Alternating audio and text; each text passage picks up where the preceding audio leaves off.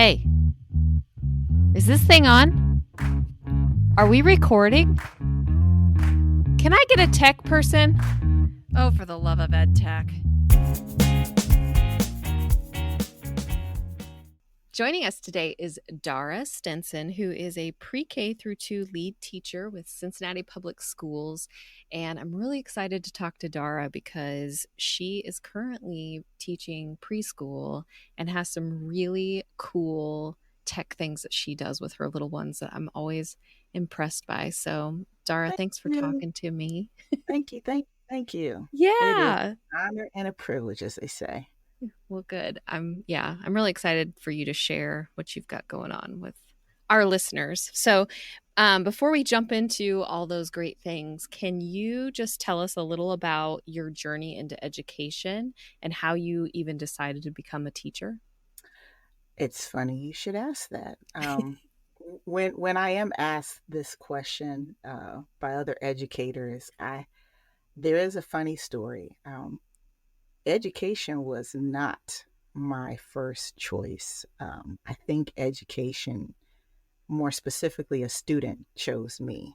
Um, Oh, I did not want to be a teacher. I made fun of all my friends in college who were education majors and told them that they were crazy and why would you want to be around kids all day? Oh my gosh, how could you? No, seriously, that wasn't me. Um, oh gosh. that was not my major. My major was actually communications. Okay. Um, I had an idea on what I wanted to be. Wanted to be some other things as well, but after graduation, I actually had a friend encourage me to do some substitute teaching. So I tried Oh, my hand at that and said, okay, let's just see what this is about. And I had an opportunity to sub at a Head Start classroom. oh wow. And there was a little, I subbed everywhere. I subbed in high school. Um, People thought that I was a student. Oh I yeah, just subbed graduating from college. Yep. Yeah, I subbed as a gym teacher. That was pretty fun. I subbed in junior high, subbed in multiple elementary schools. But this one particular site that I was at was a Head Start classroom. And there was a little boy, and I will forever remember his name. His name was Bishop. Oh. And the teachers told me that Bishop um, never talked to anyone. I didn't know his backstory, but Bishop talked to me. And I thought maybe this is a sign that I might have a gift with Yeah. kids. So after that experience, I really started thinking and I started doing some research and I looked at different colleges, local colleges who had cohorts, who had the best programs, who had the best reputation. And as I was researching, I heard about this pedagogy called Montessori. And I'd never heard of that before. So I researched some programs and found out that Xavier University had one of the best Montessori programs in the city. And I thought I wanted to do something different. I didn't want to just do traditional, I wanted to do something different. And when I talk with other Montessori teachers, um, I thought, wow, if I had been taught this way, maybe I would have been better at school and maybe I could have understood math better. So um, that's pretty much how I ended up in education. So, just to clarify, Yes. With Montessori, what is kind of like the overarching approach to education? Well, a lot of people think that Montessori, you just let kids do whatever they want to do. Yeah. That's the common misconception, Mm-hmm. and that's far from what it is. And I always encourage people, if you're interested in Montessori, go to a classroom and observe. That was one of our responsibilities in the program was to observe various Montessori classrooms, public, private setting. As a matter of fact, that was a part of our program. for student teaching. I spent one semester in public, one semester in private.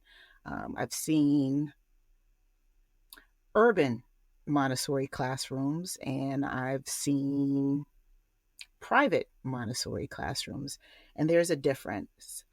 But to answer your question, Montessori uses hands on manipulatives to teach lessons. Um, we also have what is called a 3-period lesson, and it's kind of an assessment that we use. Whereas, say, for instance, I say that this is a pencil. I'm giving you the vocabulary that this is a pencil. Mm-hmm. And then the next question that I ask, can you point to the pencil? So I'm asking you to identify what an object is. And then the last question is, can you tell me what that is? So this is whatever the object is. Mm-hmm. Show me or point to whatever the object is. And then, can you use that vocabulary? And what I've learned is with Montessori, I can interchange what I've learned in the traditional setting. Ah. Some people may not agree with that, Mm-hmm. but we all use tools Yeah. for different things. And I think Montessori has helped me, especially in preschool, um, in kindergarten, and in first grade. Those are the grades that I've taught. How or why did you start using technology with your preschoolers? Okay. So, um, every year teachers reflect, right? We're Yep. reflectors. We think about, our day, how can we improve? What could I do better? Um, and that was something that I wanted to do better at. I'm not going to say that I was afraid of technology. Mm-hmm. Um, I just knew that times were changing, and um, I wanted to be in the know.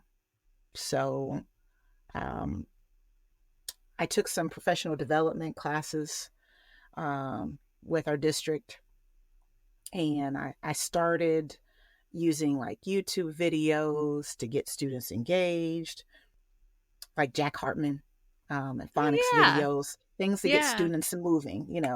Um, I don't want to make I want to make my learning interactive. I want to make it fun, and I think just sitting down, listening to my voice is highly not interactive. And so I like to get up and move and do dances, um, and that type of thing. Um, I loved Brain Pop Junior. I thought that was really cool to have my students. I think I started that in kindergarten, and just having them to watch the interactive videos and answer questions along the way and the activities that they provided. And then, of course, Starfall. If you're a Oh primary yes. teacher, Starfall So is big. Using the calendar and being able to design, what you wanted at the top of your calendar and count and the days of the week. Just try to get kids interactive that way.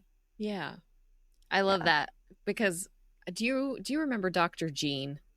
Yes. Yes, I do. I think I do the bear hunt.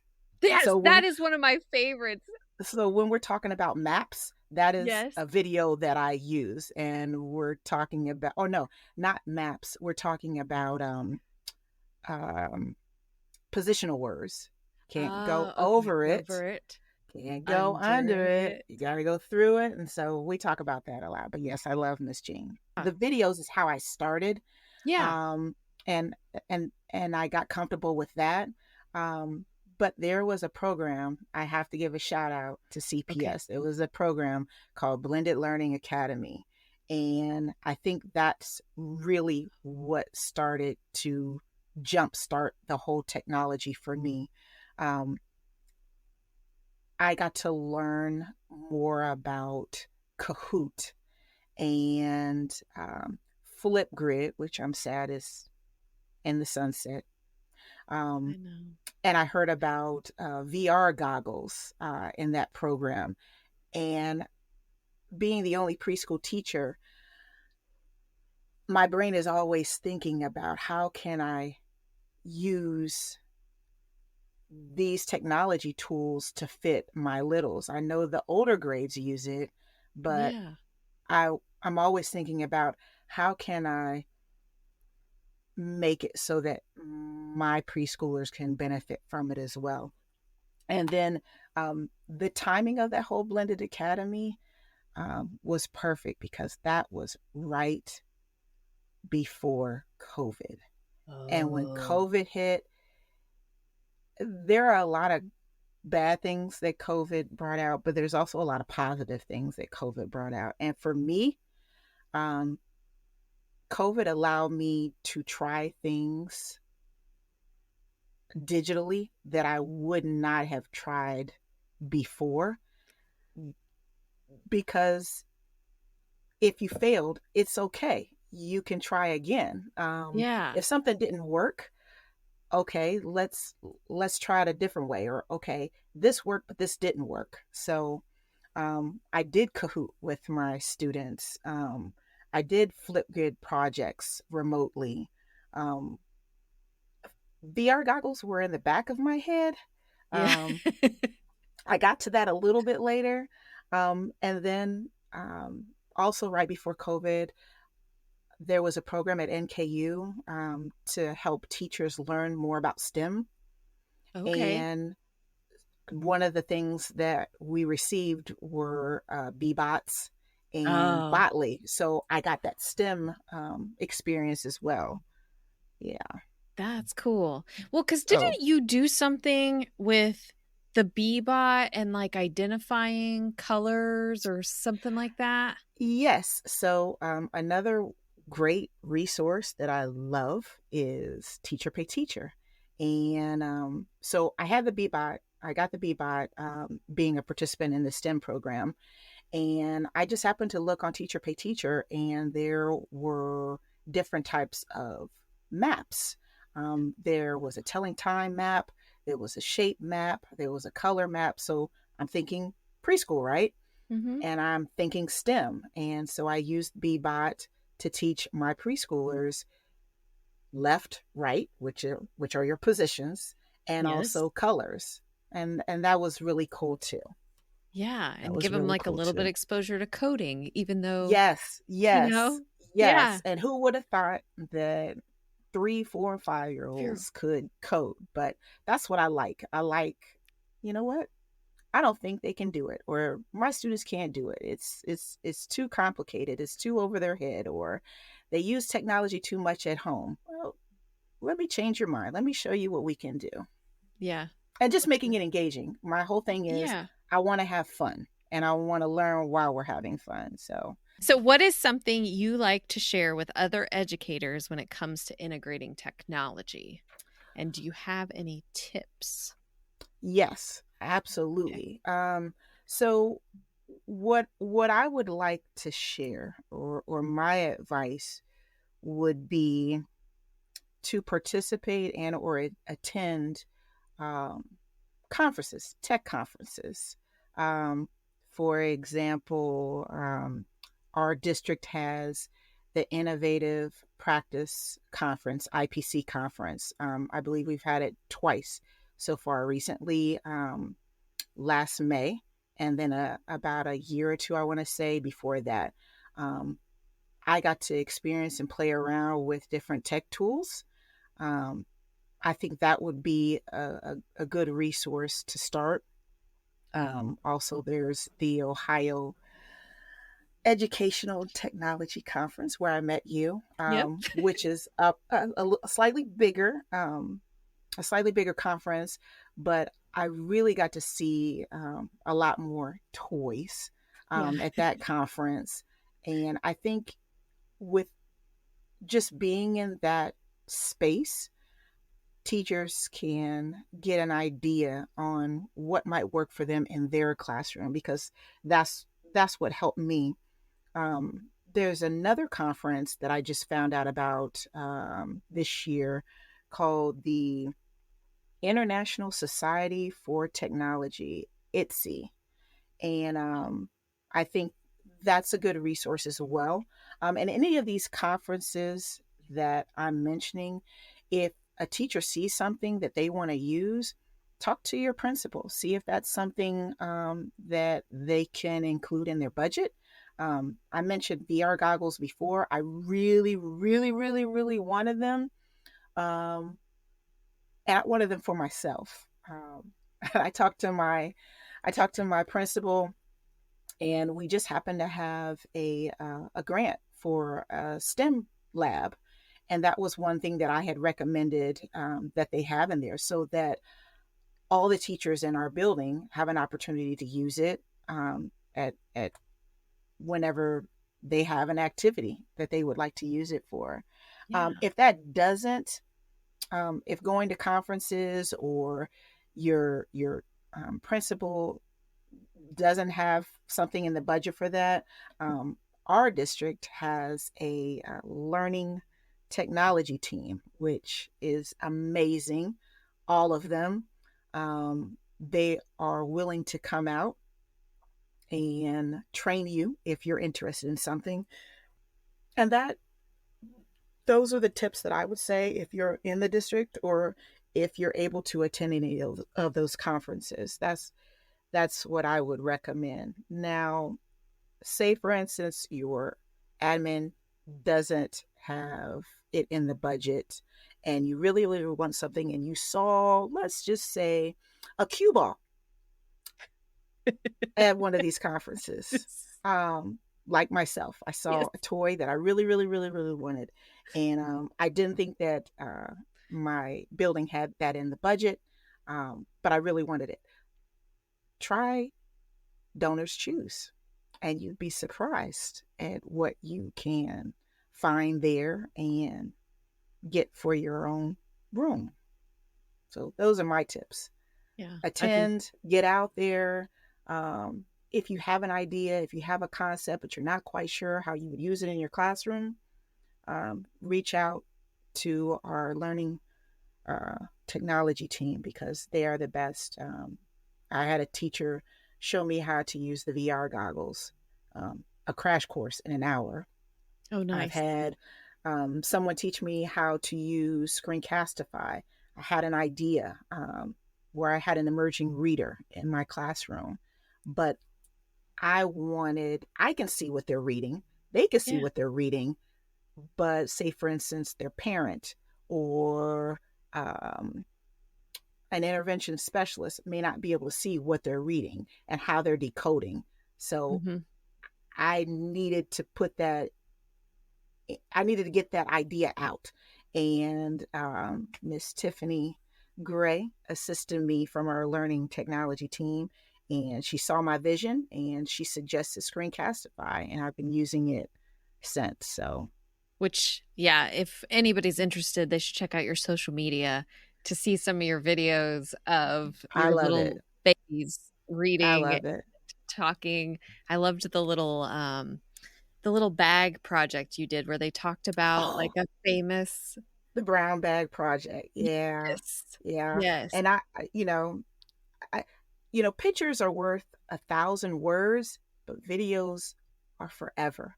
And Mhm. we see that in our society. We see that on the news. Um, so why not use it in the classroom?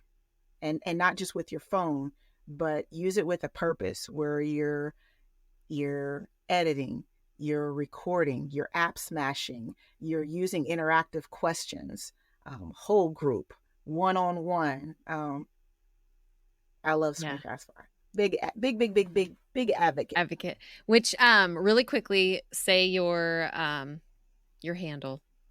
It's Dara EDU7. EDU7. Okay. Yes. And since you mentioned app smashing, I was going to ask, what are your favorite apps to smash? Woo. My obviously Screencastify. Mm-hmm. Um, it was Flip. I used to use Screencastify as editing for my Flip videos. Oh, okay. Um, I love Adobe Animate. I found out about that through one of the conferences. I met someone that said, "Hey, you teach preschool. You might want to use this." So that's why I say attending these conferences, you get to be around a lot of people and see a lot of great things in the works. And so Adobe Animate, I love to app smash with that. But um, yeah, those would probably be my top app smash. But Okay. I do have a special place in my heart for VR goggles. Yeah. Um, I would highly encourage any teacher who has some budget restraints and aren't able to take as many field trips as they would like. I would highly recommend that they look into virtual reality. Um, I just found out that our learning technology team purchased another type of virtual reality goggles where you can use them for assessments. So it's not just Oh, looking, but you're actually answering questions like you would with Screencastify with the interactive questions. oh, So cool. that's really cool too. But like I said, my tip or the thing that I always try to tell teachers when I'm doing a professional development is just try it. Just get out there. Try to have an open mind. If you're not good with technology, it's okay. You're not going to break anything. It can be fixed. It can be deleted. You can practice again. The first time that I used Screencastify, I was on my couch. it was I wasn't even at school, but I played around with the video. I wanted to see how things work, and that's how I started. So just try to have an open mind. Um, you can use technology effectively. Hmm. Um, it doesn't have to be every day. It can be purposeful. It can be a good thing, but you got to buy into it. Yeah, for sure. And I think your advice is good. It's just to play. Yes, Like, play. just try. Just try Yeah, it. So what are some of your favorite ways to use technology in the classroom? virtual reality Okay. Yeah. goggles, because that was the first toy that I really, really, really, really wanted. Um, our school has is a global environmental literacy. It's a gel school, Oh, cool. so we there are five components, and one of the components is global literacy, and we want to encourage our students to think outside of our community, globally. So I'm always looking at ways to incorporate learning about cultures and celebrations and heritage. And one of the very first cultural studies that I did was on Brazil. Oh, We cool. traveled using the VR goggles. We traveled down the Amazon River. We danced at Carnival.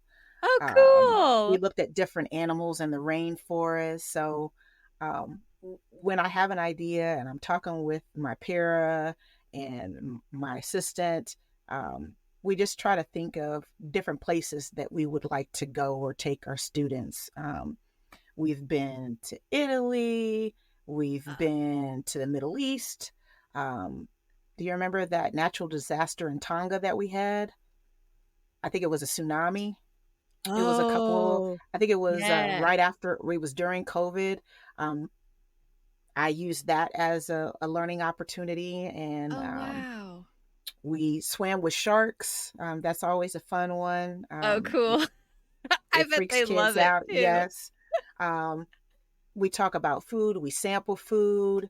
One thing that we did recently, I think over the winter, is we learned about reindeer and their habitats. Um, you can look up multiple things on virtual reality, and it's not just for preschool, and it's not just for places. It's 3D images. So if you're teaching math, you can look at a sphere, you can look at a cube. Um, they have physical education lessons that you can try on virtual reality. Oh, wow. Um, yeah, so it's there's a lot of things that you can do with virtual reality.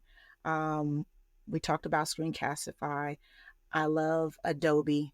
Um, one thing that I used with that app was teaching kids how to tell a story with a Oh, beginning, middle, and end. What I would do is I would take a student and I'd talk with them about a story. Can you tell me a story? Okay. And sometimes they're thrown off and they don't yeah. know, okay, well, where are you going with this, Miss Dara? I said, well, if you could tell a story, what characters would you have in your story? So I'm giving them vocabulary. We're talking about the setting because with Adobe Animate, you can create a character. Um, Mhm. Say, for instance, you want to be an alien and you want to be on Mars, or if you want to be a football and you want to tell a story about a game that you had played and how many touchdowns you made. Um, it's a very good creative tool to use to get kids thinking about a story and talking to them about a plot and what happened at the end of the story and what was your favorite part. So that's really engaging too. That's really cool. And I'm Yeah. like envisioning doing this with preschoolers, and I'm like, oh my gosh, how much fun. And Sometimes it works, yeah, and sometimes you have to come back, but it's okay. yeah, It's all right. The next day, okay, I want you to think, Kara, I want you to think about um, a story. What kind of story? It might be something that happened to that kid that morning, or they might tell you about a trip that they took in an airplane. Oh, what'd you see? Oh, that's really cool. Or, you were playing basketball. How many points did you score? Did you dunk on anybody? Like, I'm giving them some ideas, and then their imagination just takes off. stuff.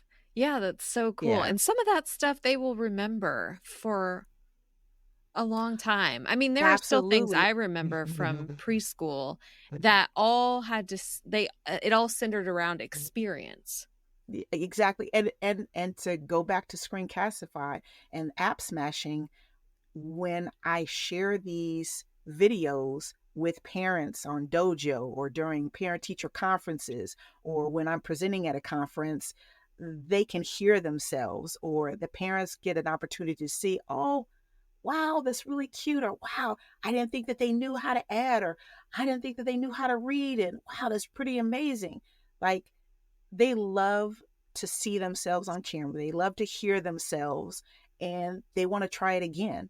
And I have kids, can we do what we did yesterday? Or, when I get done with this, can we do that? And I'm like, sure, give me a second. Let's think about this. All right, what are we going to say again? And sometimes you might hear me whisper and then they'll say something else, but it's their words, Mhm. it's their story. And your kiddos are lucky to have you. Thank you. I I Yes. I, I hope so. But you know what? I try to tell parents especially it's not me. Like it's them. Like they're doing it. I'm Yeah. just I'm just showing you what they're doing a Yeah. lot of times. It's all them. They're just they're just ready. Thank you so much for listening to this episode. We hope you found our discussion interesting and insightful.